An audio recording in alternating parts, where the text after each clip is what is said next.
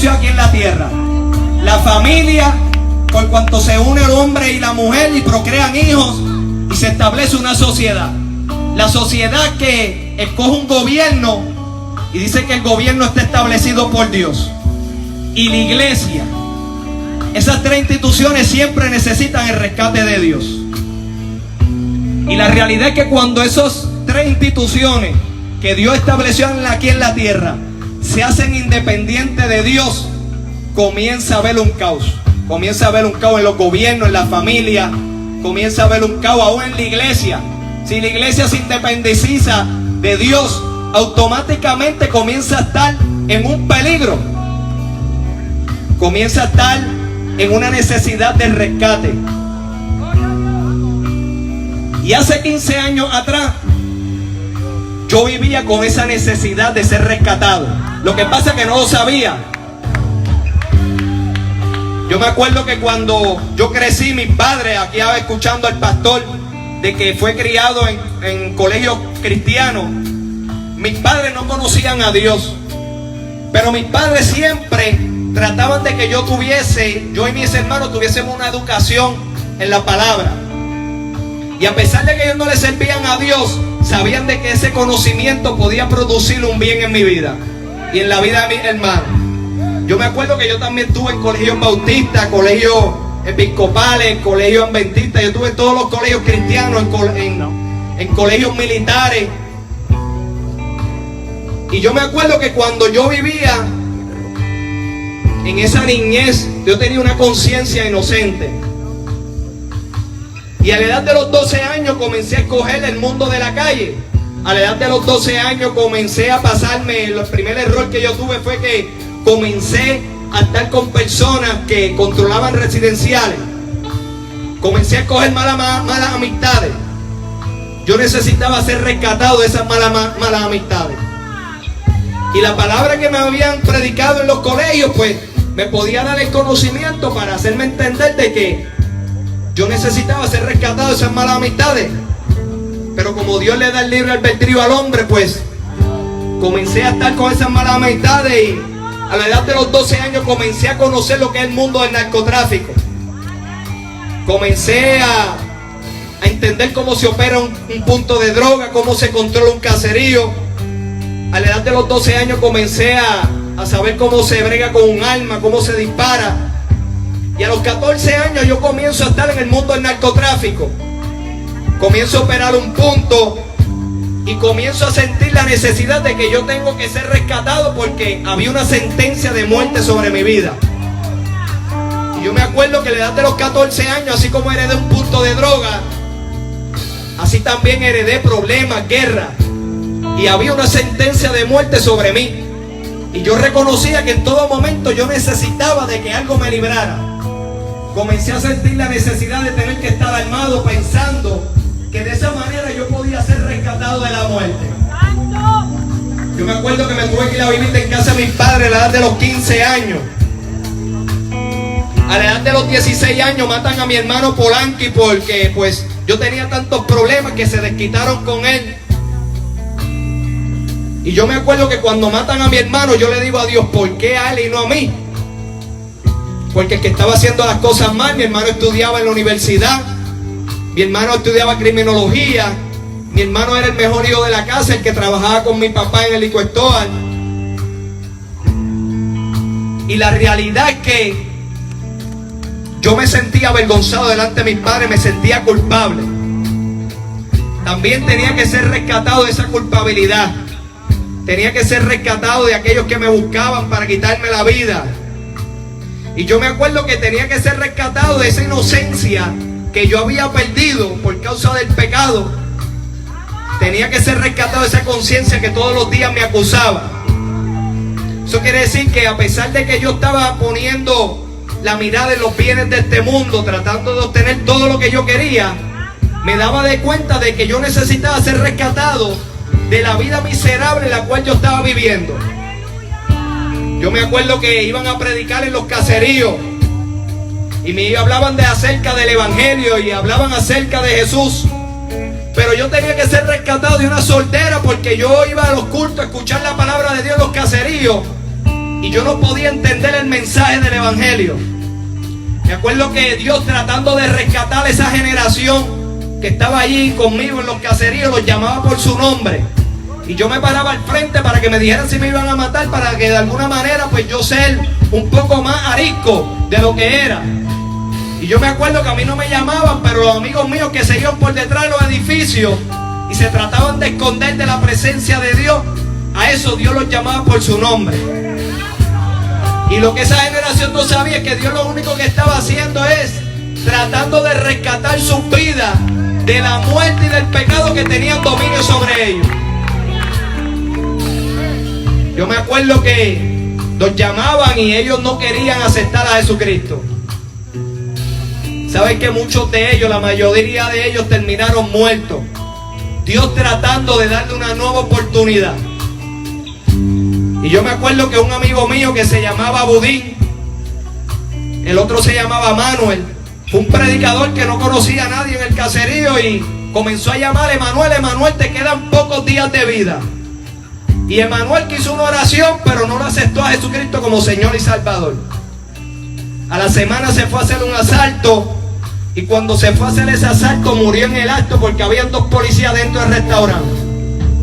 La oportunidad que Dios le había dado ese día de recibirlo como Señor y Salvador, de que el reino de Dios viniera a visitar su vida para establecer vida, para establecer paz en su corazón.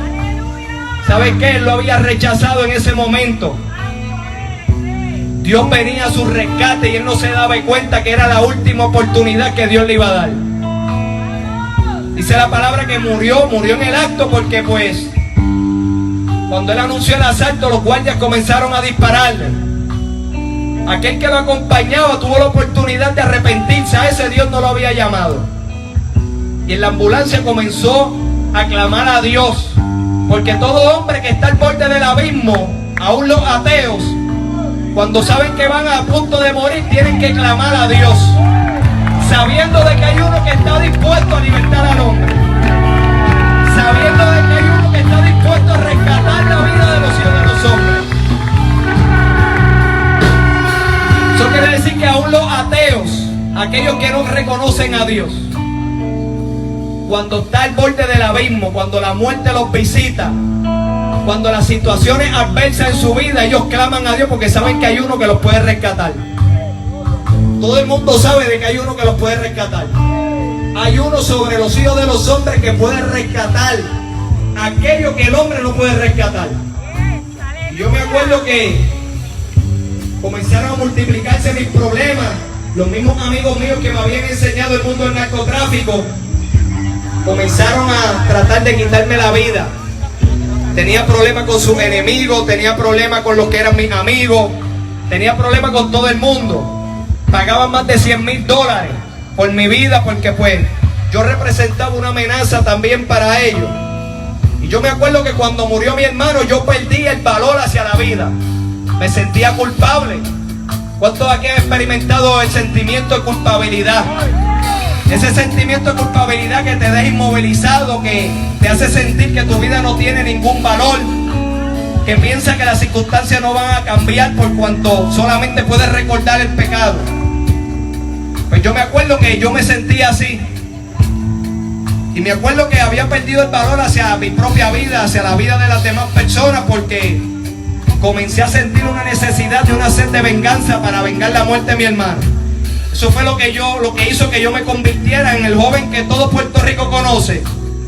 El joven Alex Trujillo, que no le temía a nadie. Llegué a controlar más de 8 residenciales aquí en el área metropolitana. La policía comenzó a buscarme tratando de rescatarme de la vida que yo estaba viviendo. Y yo cuando estaba en la cárcel le decía: mira, ¿sabes qué? El que tú estés aquí preso, Dios utilizó los guardias para tratar de rescatarte, para tratar con tu vida, para tratar con tu corazón. Y me decía: pero ¿cómo va a ser? Si a nadie le gusta estar preso.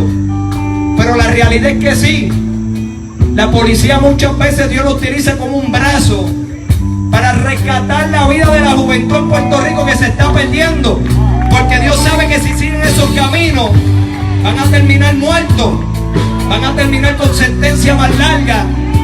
Y Dios, para tratar con el corazón del hombre, pues utiliza a la policía como un rescate, para rescatar a ese hombre de que no está siendo productivo en la sociedad, para rescatar esa vida que está en peligro de que en cualquier momento lo maten, para rescatar a otras personas del daño que pueda producir esa persona. Y la policía en Puerto Rico me estaba buscando porque pues me convertí en uno de los líderes del narcotráfico en Puerto Rico. Me acuerdo que muchas veces yo tuve que clamar a Dios. Muchas veces tenía que necesitar que Dios me librara. ¿Sabes por qué? Porque yo veía a los amigos míos que morían con las pistolas en las manos, con los rifles. ¿Sabes? Que aquello en lo cual yo en un momento puse mi esperanza, la realidad es que me di de cuenta que eso no me iba a poder librar de la muerte. Veía amigos míos que tenían mucho dinero, tenían mucho poder y también la muerte los visitaba. Había algo que quería conquistar la vida de los hijos de los hombres. Y yo me acuerdo que yo tenía que comenzar a clamar a Dios cada vez que mi vida estaba en peligro, todos los días. Todos los días yo le decía: Señor, líbrame de mis amigos, líbrame de mis enemigos, líbrame de los guardias, porque también los guardias, pues, si me veían, pues me podían disparar, porque pues sabían y veían que yo podía ser una amenaza también para ellos. La realidad es que yo tenía que clamar a Dios para que Dios me rescatara. Me acuerdo una vez yo estoy en una discoteca y había muchos enemigos míos dentro de la discoteca. Y ese día los enemigos míos les pasé por el lado y comenzaron a golpearme. Yo caí al piso, los bouncers me levantaron, los bouncers le habían pagado para que me sacara afuera de la discoteca, había un carro esperándome afuera. Y los enemigos míos comenzaron a darme mientras los bouncers me llevaban y me decían: hoy tú te vas a morir. Y yo me acordé de ese Dios que me habían predicado en los colegios. Y yo comencé a decirle a Dios: Señor, por favor, dame una nueva oportunidad. Rescátame, Señor Dios amado, porque estoy a punto de perecer. Mis enemigos quieren tomar dominio de mi vida. ¿Y sabes qué? Que mientras yo me acercaba a esa puerta, más clamaba a Dios, sabiendo de que era el único que podía rescatarme, el único que me podía libertar de la muerte.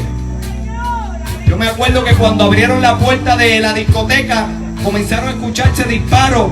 Los bouncers se asustan, me sueltan. Los enemigos míos que iban detrás proclamando mi muerte se desaparecieron. Y comenzaron a buscarme por toda la discoteca. Y yo pues corrí, me escondí en la sala del disc jockey. Y ese día yo pude ver de que a pesar de que yo vivía una vida apartada de Dios, a pesar de que no estaba haciendo las cosas bien delante de Dios, había uno que me había escuchado cuando yo había clamado a Él.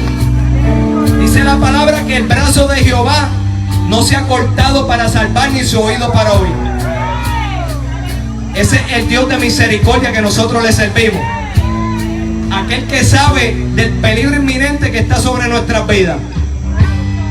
Y Él, sabiendo ese peligro inminente que está sobre nuestras vidas, Él está buscando en todo momento. Mueve a la iglesia a repartir tratados, porque sabe que la vida de los hijos de los hombres es como la flor que hoy sale y es cortada. Dice la palabra que la vida del hombre es como la neblina, que aparece por un poco de tiempo y luego se desvanece. Dice la palabra que la vida de los hijos de los hombres es como una sombra que no dura. La realidad es que la vida de los hijos de los hombres aquí en la tierra es corta. Y Dios sabe de que hay un peligro. Y ese peligro es que el hombre se está juzgando su destino eterno. Dios sabe de que hay un rey que está tratando de tomar dominio de aquello que fue creado a su imagen y semejanza. Yo me acuerdo que cuando comenzaron a buscarme más de 100 agentes en Puerto Rico, yo me acuerdo que yo le pedí a Dios todos los días: Señor, líbrame, rescátame. Tantas veces que trataron de quitarme la vida. Una vez me tirotearon, habían más de 15 personas disparándole al carro donde yo estaba montado. Y le dije a Dios: Señor, no permitas que yo muera hoy, dame otra nueva oportunidad. Y ¿sabes qué? Que ese Dios que siempre está dispuesto a rescatarme, rescataba. ¿Sabes por qué? Porque dice la palabra que no le agrada la muerte del impío. Dice que Él no le agrada. ¿Sabes por qué? Porque Dios preserva al pecador con el único propósito, ¿sabes qué? De llevarlo al reino de su Hijo amado Jesús.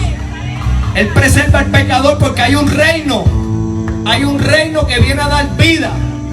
Dice la palabra de que Dios puso eternidad en el corazón del hombre. El hombre no desea morir. Yo me acuerdo de mi mamá, cuando mi mamá se enfermó en el 2018, ella no quería morir. Ella luchó con toda su fuerza porque no quería morir. He visto todas las personas que están al borde del abismo, no quieren morir, porque la realidad es que Dios puso eternidad en el corazón del hombre. Pero la única manera de que el hombre pueda recibir esa vida es a través del Hijo de Dios. La única manera de que el hombre pueda entrar al reino de Dios y pueda entrar a ese reino de vida y pase del reino de pecado, del reino de la muerte al reino de su Hijo amado Jesús, la única manera es confesándolo como Señor y Salvador. Y yo me acuerdo que Dios estaba tratando de que yo entendiera de que había un reino que siempre estaba dispuesto a rescatarme. Me acuerdo que cuando comenzaron a buscarme esos 100 agentes, yo me tranqué en un apartamento y yo estaba cansado. El cansancio que produce el pecado, yo necesitaba ser rescatado de ese cansancio. Un cansancio que producía mi pecado, porque todos los días llevaba una guerra interior en mi corazón. Todos los días tenía que luchar con esa conciencia que me acusaba por mi pecado. Y yo me acuerdo que yo, tratando de endurecer la conciencia, autojustificaba el pecado que yo había cometido. Y yo le dije a Dios: Señor, ayúdame a ser igual que antes cuando yo era pequeño. Me acuerdo que a esa edad yo tenía 18 años. Habían pasado varios años ya en los cuales yo estaba viviendo una vida desenfrenada y el pecado había producido un cansancio en mi vida. Y yo le dije a Dios que me ayudara a ser igual que antes cuando era pequeño. Deseaba ser una persona normal. Deseaba estar por las calles de Puerto Rico sin temer de que le quitaran la vida. Deseaba volver a tener una conciencia inocente, de no tener esa guerra interior todos los días tratando de silenciar esa conciencia que me acusaba. Y sabes que cuando yo le di esas palabras a Dios, Dios comenzó a quebrantarme. Porque cuando iba a los sueños, me tranqué en ese apartamento 6 meses. Y cuando iba a los sueños, yo era atormentado con mi propio pecado. Veía una escena de mi pecado y me levantaba turbado, angustiado. Y cada vez que dormía, me costaba dormir y cuando dormía loco. Y tuve que clamar a Dios porque yo no quería volverme loco.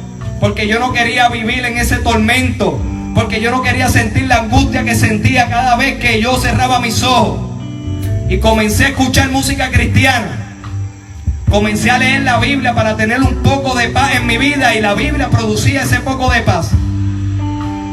Comencé a leer los salmos porque todos los días yo tenía que pedirle a Dios que me rescatara de aquel que me quería destruir. Yo pensaba que era el hombre, pero había alguien más. A través de ese hombre, detrás de ese hombre había alguien más que me quería destruir. Y así es Satanás. Satanás quiere destruir la vida, quiere destruir la familia, quiere destruir los gobiernos, quiere destruir la iglesia. Porque Él no quiere que tú recibas la vida, Él no quiere que tú recuperes la imagen y semejanza de Dios. Y yo me acuerdo que yo comencé a depender de Dios.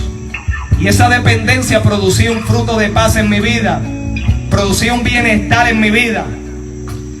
Y a los pocos tiempos de pasar esa experiencia, me agarran la policía, trancaron 7 residenciales a la misma vez. Y la policía había dicho pues que ellos hacían eso para que mis amigos me entregaran vivo o muerto. La policía me agarra porque pues mis amigos me entregaron. Alguien de mis amigos pues llamó a la policía y ese día pues Dios me rescató. Porque la realidad es que si mis amigos no llaman a la policía, pues iban a tomar la decisión pues de matarme. Lo que pasa es que yo era escurridizo y cada vez que alguien se me acercaba a mí, yo le miraba las manos, le miraba los ojos. Y toda persona que se acercaba a mí, yo no le quitaba la vista de sus ojos, no le quitaba la vista de sus manos. Porque sabía de que había una muerte que quería tener dominio sobre mi vida. Y yo me acuerdo que me agarra la policía y comienzan a llegarme cartas de personas cristianas, cartas de iglesia, cartas de hermanos que decían que no me conocían, pero que se pasaban orando por mí todo el tiempo que yo estuve prófugo.